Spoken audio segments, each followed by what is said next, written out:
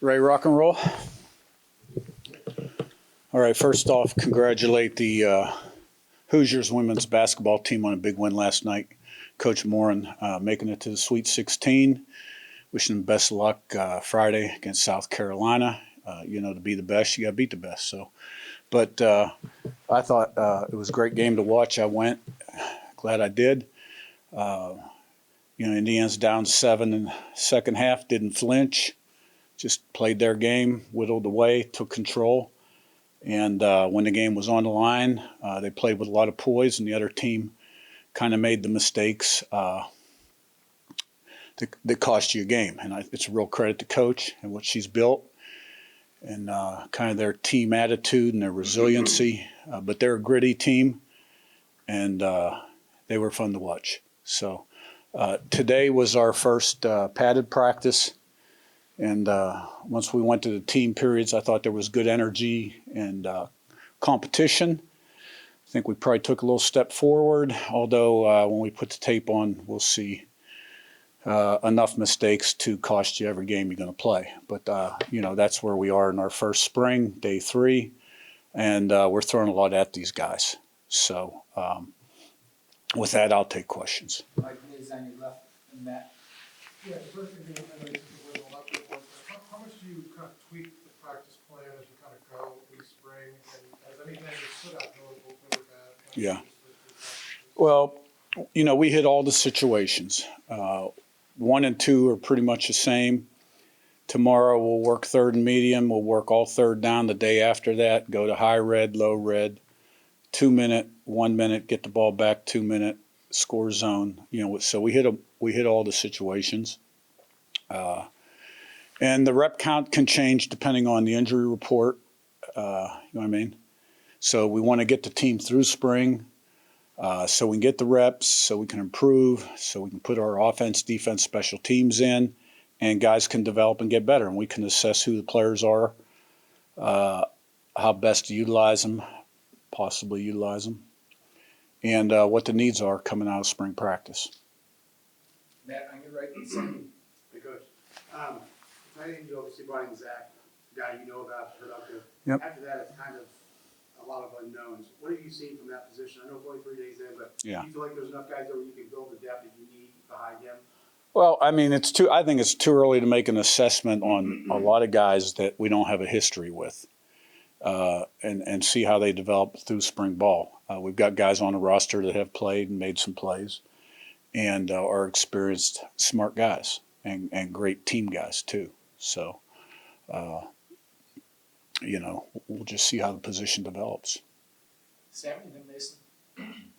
Coach, spring practice is an opportunity for a lot of walk-on guys and with transfer portal.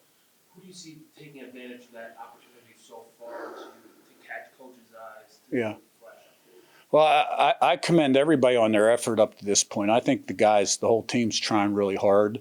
And a lot of guys, like you said, are getting opportunities right now, whether it's because of roster numbers or injuries. And, we want to work 3 groups so that there's a lot of reps out there for guys. And, I've watched the first 2 practices on tape. I haven't watched this one.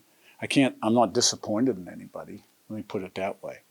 And probably be unfair for me to single out one guy that's really jumped out. Mason and Seth. Yeah, I wanted to ask kind of about this being an install-heavy period of the spring. You've mentioned that in the past, and then kind of just going off the point where you're talking about wanting to keep the team healthy. How much time do you spend in 11-on-11 at this point versus just 11-on-11, just kind of installing, getting comfort with the offense? Well, I mean, you install in the meetings, and you take it out on the field, and you do a walkthrough. There's a progression to it, and you do team run and 7-on-7 and blitz and team, the 11-on. So. I mean, we're gonna bang. It's a contact sport, right? And but we do everything we can to monitor the rep count to keep guys healthy and try to emphasize practicing the correct way. There's a lot of times when a guy gets injured, and if it's not a non-contact injury to a knee or something, it's because somebody didn't quite do something right. You know what I mean? So we got to make progress. We got a long way to go. I did like the energy at the end of practice. And we'll get a little better every day. Seth and Jack. You talked about this a little last week with Kalon, but just coming in and obviously you're still, a few practices in only, and your guys are still getting used to how you run things. How important has it been to have all the guys you brought with you from in the portal from JMU to kind of, establish and everything with their teammates and know? Yeah, well, football's football. You get what you demand. And we got a lot of smart guys on this team that really want to be good and are willing to pay the price. And what we're asking them to do in terms of effort and how we practice is not rocket science. These guys want to be good, okay, and I'm pleased with their effort up to this point. So I know what the JMU guys can do. Is there a little bit of an unknown of how they'll compete, in this setting? Some, but I got a pretty good idea already, to be honest with you. And so we're just looking to get it all in schematically, really. And for the Indiana guys, the guys from Troy, the guys from ODU, the guys from Texas Tech, Wake Forest, North Carolina, it's all new. So there's an adjustment period, right? They're thinking a lot. But last half of spring, you'll see improvement in execution, and then you'll see a big jump in fall camp. Jack and Zahn. Yeah, I noticed Jacob Mangum for ours listed as a defensive lineman and he played linebacker Yeah. this season. What kind of went into that decision? What do you see as a role? Well, we don't run the same defense they ran last year. We are a 4-down base. Our weak side defensive end's called a stud. He's about 70% end, 30% backer. We bulked him up just a hair. We thought he had a skill set where he could be good at that position. That guy's been an all-conference player for us about every year and been All-American a couple times. And he's picked it up well and pleased with his progress. Zahn and Pete. Coach, you've talked about in the past just needing some more maybe help in the secondary. Just as of right now, how do you work with the guys you have and help them get more experience now out on the field? Well, we work with everybody the same way. We have standards and expectations, and we're not going to compromise and lower our standards, right? But the guys are doing everything they can to be the best they can be and improve right now. So, and I expect us to keep getting better. And, you go into spring sometimes thinking one thing and you come out thinking something different. Because, the tape doesn't lie. And, at the end of spring, we'll see where we're at. Pete, and then we'll wrap with Mike. Coach, just your thoughts on the offensive line again. I know it's early, but how are you seeing that develop? I mean, I think that we're thin, first of all. We've been working 8 guys quite a bit, and then we've got a few others getting reps. We'll get 1 or 2 back hopefully here in the next couple of days.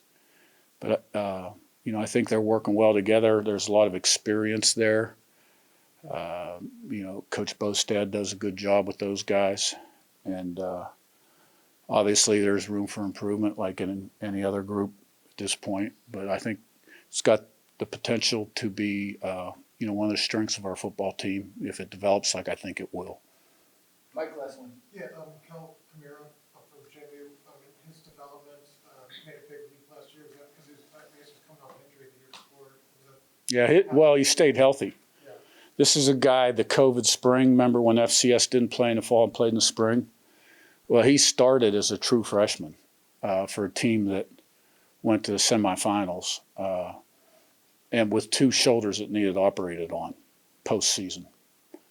And it's all been about staying healthy with him. He's got a lot of ability. He's a good football player. Will it take some adjustment to kind of not have Jalen Green opposite him? I mean, he is pretty talented kind of duo. Well, Jalen was a 1-year starter, that replaced a guy that was all conference and second in the voting for player of the year in the conference on defense, who replaced an All-American. So, they're used to having good players on the other side.